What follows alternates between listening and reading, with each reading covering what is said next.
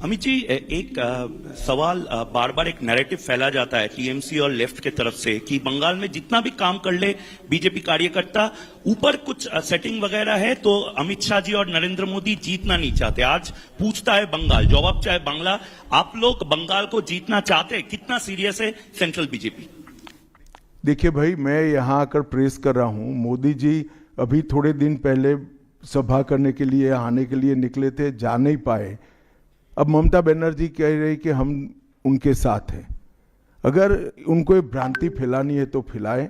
Bharatiya Janata party का कोई नेता घुसपैठियों को आश्रय देने वाले के साथ नहीं रह सकता।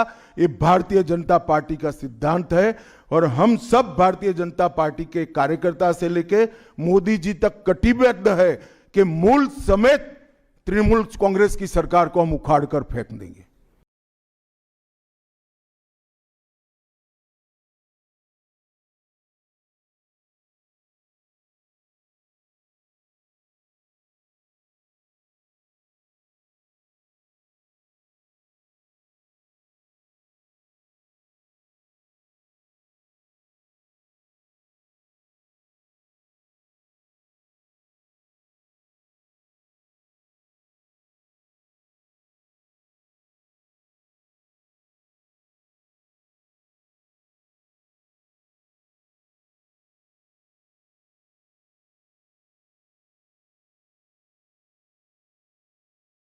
So there has been a huge attack by the Trinamool leaders that the election commission is BJP commission. That's what they say, and whatever deletion is taking place, that is at the behest of BJP. So how do you react to that, sir?